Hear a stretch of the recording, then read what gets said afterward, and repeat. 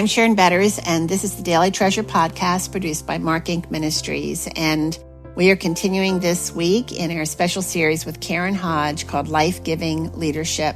Today's devotional is called Think on These Things, and today's treasure is from Philippians 4:8. Finally, brothers, whatever is true, whatever is honorable, whatever is just, whatever is pure, whatever is lovely, whatever is commendable, if there is any excellence, if there is anything worthy of praise, think about these things. Is that 3-year-old you're trying to lead driving you crazy? How about the outside-the-box student in your 8th grade class, or the employee who refuses to do things your way? Life-giving leadership is often hard. Listen to what Karen Hodge, our guest writer for this week's devotional, has to say about her own struggle with stiff-necked people. I am not going to lie. I have cried more than a few times as a leader. There have been times I shed tears in the wilderness. God has also placed difficult, dare I say, stiff-necked people in my life. But the places and the people He calls us to is no accident. There are times I wanted to trade them both in, but I am slowly learning they are for my good and His glory. Moses was a focused leader.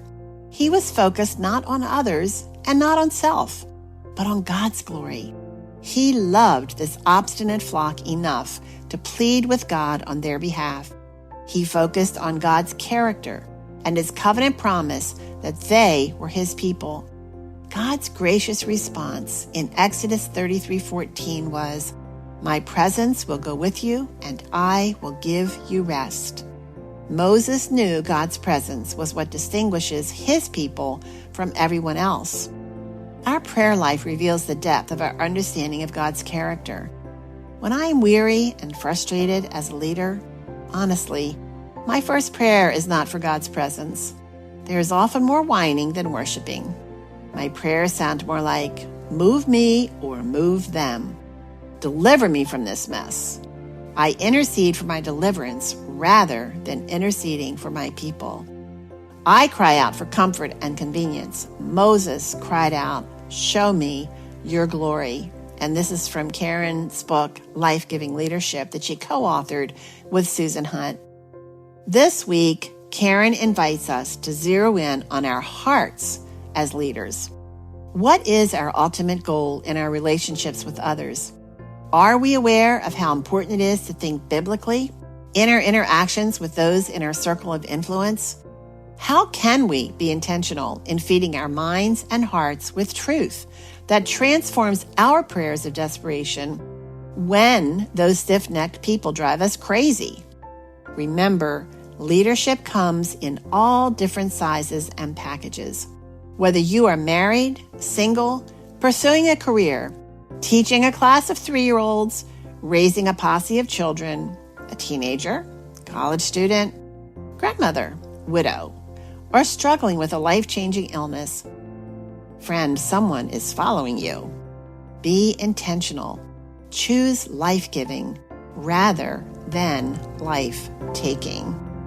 Friends, thanks so much for joining us for the Daily Treasure podcast, and we appreciate so much when you send us a note about how God is using this devotional to help turn your heart toward Jesus. And when you do send us those notes, we're putting your name in a drawing, and we pick out 3 winners every month. So, and you get a special prize. So you are encouraging us, and we hope to encourage you as you win that prize. As we end our time together, I want to share one more treasure from Scripture, and it's from Deuteronomy chapter 31, verse 8. The Lord Himself goes before you and will be with you. He will never leave you nor forsake you. So wherever God takes you today, remember you're not going alone. He is keeping the promise of His presence. Thanks so much again for joining us, and I look forward to being with you tomorrow.